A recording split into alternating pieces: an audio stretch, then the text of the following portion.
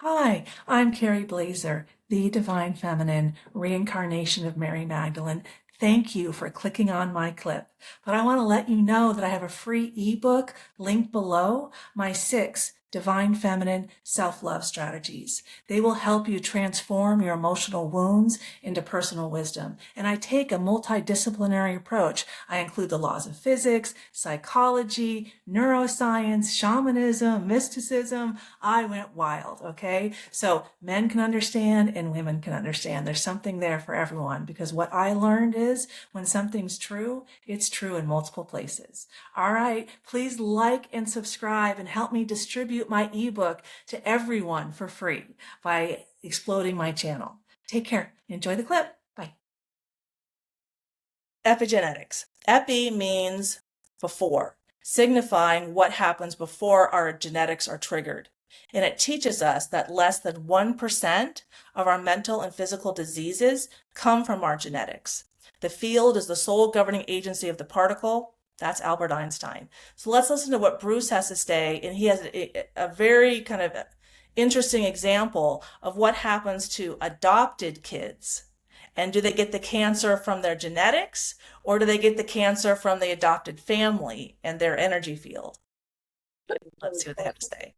All right, please mute yourselves, okay? Thanks. Whatever picture you hold in your mind, the brain releases complementary chemistry that matches that picture, and it releases it into the body. And the chemistry of the blood is what controls the genes and the behavior. Children, when adopted into a family where there's cancer running in that family, the adopted child will get the same family cancer. But the point, the adopted child has totally different genetics. What was the point? It was being adopted into a family where the programming of that child is what caused the cancer. It's consciousness who releases the chemistry to the environment that controls the genes. And you can change your consciousness and you can change your environment. And all of a sudden I said, oh my God, we were programmed to be victims. It turns out we are masters of our genetic activity. And this is the new science called epigenetics. Yeah, we are masters of ourselves. But when we're taught to have an external locus of control, like God gave us dominion over everything, over the animals and the planet,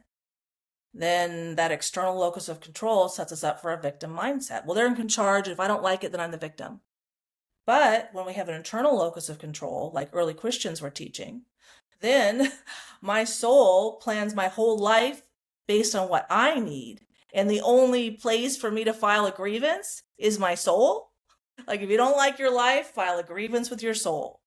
That's some serious inner authority. And in that way, I got to take accountability for all the challenges and all the success in my life. But what happens when we don't accept that we have inner authority, that we're responsible for expanding our emotional range and spending more time in the higher vibrating energies, emotions, so that we don't get ourselves sick?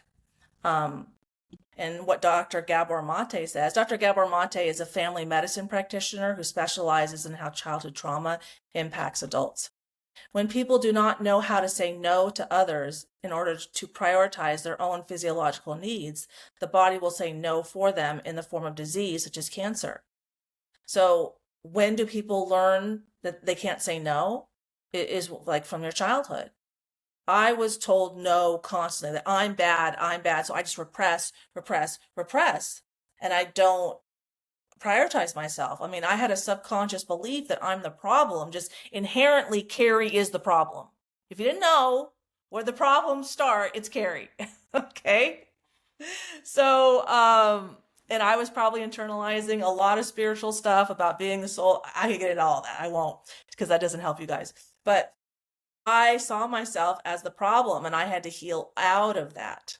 Creation is not the problem. Sophia creates, Christ orchestrates. So I create emotional environments for myself and for others so that we can all see ourselves. So we have an opportunity to explore our depths before we kind of catapult ourselves to our heights. And I know that in this lifetime, I'm helping expand everyone's emotional range to include enlightenment.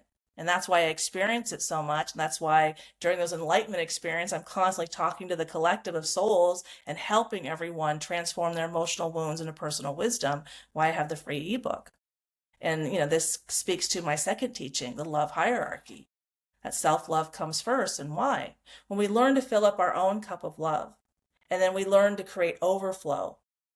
And what's healthy is pouring from the overflow, not what's inside the cup.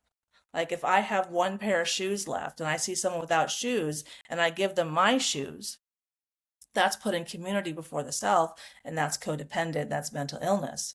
Now, if I have my own shoes and I have overflow, meaning extra pairs of shoes, and I give from the overflow, then everybody's taken care of, including myself, and then I'm ready to help the next person.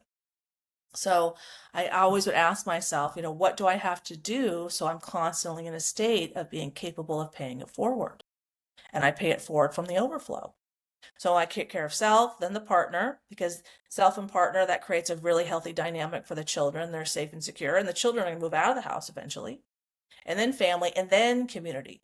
But when we teach children, like in elementary school, that it's their job to combat ICE, we're tasking them with community work, and they haven't even finished self-work. So is that healthy for kids, or is that giving them a job that they're not emotionally ready for and can't understand? I'd argue the latter. But, and ask yourself this question. Do adults have a right to children, or do children have a right to adults?